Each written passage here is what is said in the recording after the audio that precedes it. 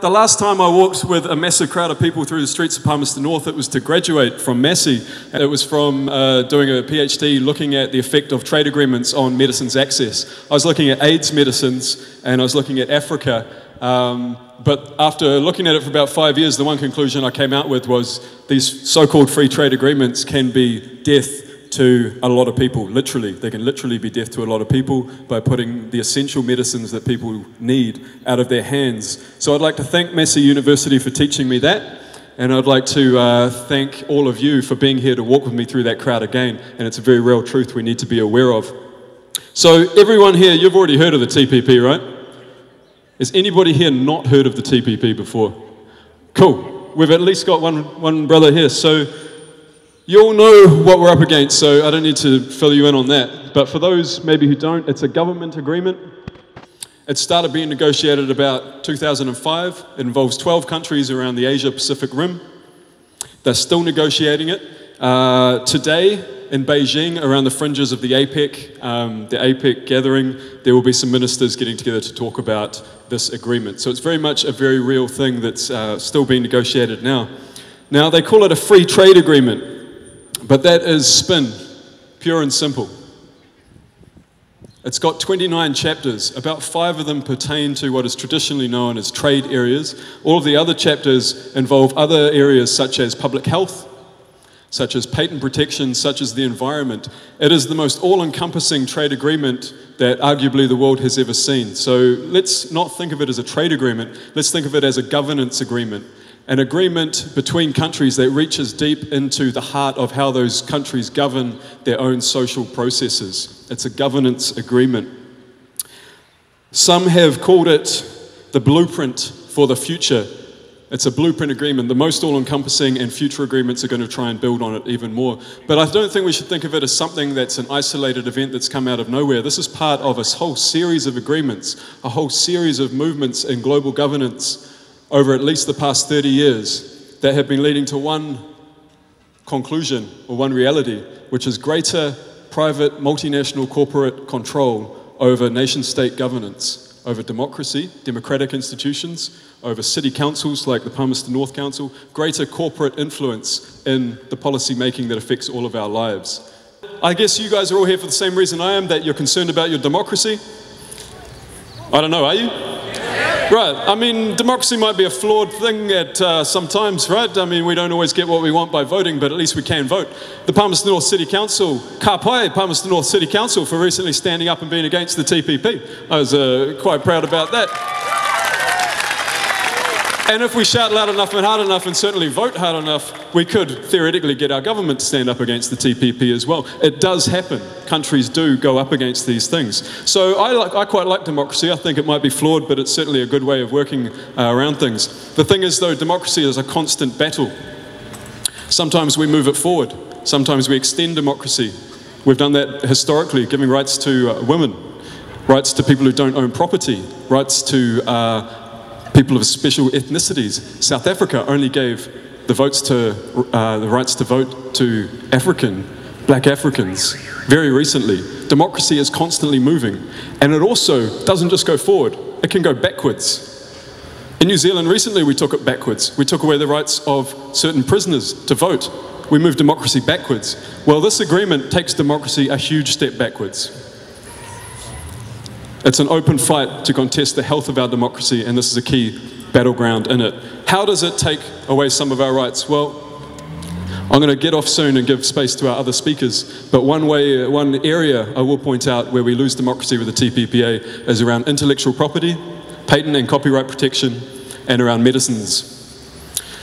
So, there's 2 democratic problems with the TPPA. The first one is that it's all negotiated in secret, so the public doesn't know anything about it, so we can't contest it. The second one, which is much worse, is that it erodes our democracy.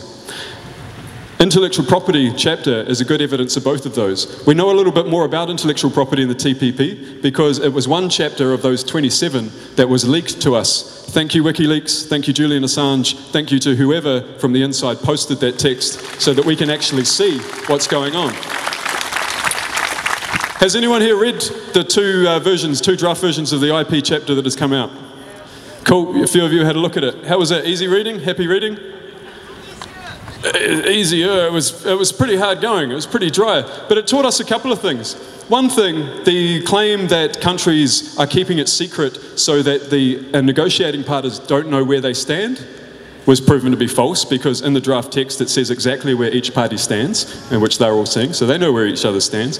And the second thing it showed us was that our worst fears were true, that the IP chapter is very much doing what several previous IP agreements have done to extend patents, to extend patent and copyright protection beyond where they're already at. Why is that a bad thing? Well, when it comes to medicines, and first of all we've got to think about this. Are patent protections free trade? No? What are they? They're lock-ins, they're protections, they're monopolies. Patent protections are fundamentally protectionist, they're fundamentally anti-free trade. Patent protections came in about 500 years ago in Renaissance England. They were regarded as privileges for a select few. The sovereign would grant them on a select few to practice their trade under full protection. So of course, the free trade activists of that time protested against patents. As recently as the 19th century, the free trade lobbies, including British Industries, The Economist magazine, a great free trade bastion, protested against patent protection, just as we are now, because they saw it as being protectionist and against free trade. They said it was a market distortion because it gave monopolies to big companies. Why did that change? Why did our understanding of patents change? Because major pharmaceutical companies spent a large part of the last century lobbying to change that view in people's minds. They spent a large part of the last century trying to push the idea that patent protection was needed for the economy to work, and that if you weren't respecting patents, you were a pirate. Go Pirates. Why is that a bad thing? Well, when it comes to medicines, if you have a monopoly on medicines, you can set the price for whatever you like. You can set those prices high. The only way we can negotiate for cheaper medicines is if we can negotiate for generic copies, which we do when the patent runs out, and we can get a generic copy of medicines, same active ingredients, same quality, just off patent and much cheaper. So of course big pharmaceutical companies hate these things because it erodes their monopolies.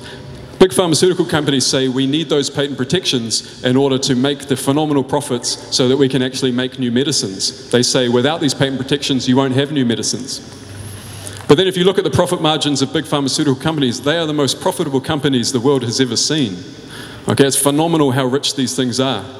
Proportionately they're a little less rich now, but 10 years ago the top 10 pharmaceutical companies in the Fortune 500 made more profit than all 490 other companies combined.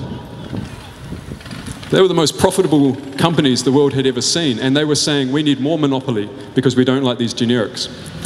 Now that's their side of things. For the public, of course, why would you want generic medicines? Why would you want cheaper medicines? Who here has a family member, or maybe themselves, who relies on medicines to keep them alive or keep them well? Who here sees people struggling to pay for those medicines? That's why we need cheaper medicines, because it affects all of us. The monopolies that patents provide keep those medicines expensive. Now in New Zealand, we've got it pretty good actually. We have a system called Pharmac. Anyone heard of Pharmac? Big pharmaceutical companies hate Pharmac. Why? Because Pharmac gets together and negotiates purchases on generic medicines for the benefit of citizens. That's exactly the sort of thing the TPP wants to stop. Now you might hear John Key and Tim Grosser say that TPP is not going to stop Pharmac, that they're going to keep Pharmac. The devil's in the detail here. Look at what the intellectual property chapter actually includes. It includes several measures that make Pharmac impossible to keep doing what it's doing and negotiate these cheap measures. One of these measures is called data exclusivity, makes it very hard for generics to enter the market. One of these measures is called evergreening, the perpetuating, the making longer of patent protections, makes it very hard to get generics in the market. They're also looking at patenting surgical methods, if you can believe that, ways of actually performing surgery. So this negotiating text is full of parts that are going to make it harder to get medicines access. And who does that affect? It affects us and anyone who just had their hand up before. Look, I'm speaking way too long, so I'm going to get out of here, but that's one reason why I think this agreement is a bad thing. What the main thing? It's about democracy, okay? I like democracy, the TPP is taking it away. We can, at its worst, see our laws that we make fully and more heavily influenced by big pharmaceutical companies and big corporations in general who only want to see profit. And when they want to just see profit, that profit will trump our access to medicines, it will trump our environmental protections, and it will trump workers' rights that we may want to put in. We will lose those rights. Another way that it erodes our democracy is that it gives companies the power to sue our government if they don't like what we're doing. Recently, we've seen Swedish energy companies sue the German government because the German government wanted to get rid of its nuclear power plants after it saw what happened in Japan. At the moment, those Swedish energy companies are winning on similar rules that the TPP is going to bring in. About 10 years ago, we saw big pharmaceutical companies sue South Africa for trying to get cheap medicines to treat their AIDS patients. At the time in South Africa, 1 in 10 people had AIDS, and they had no money.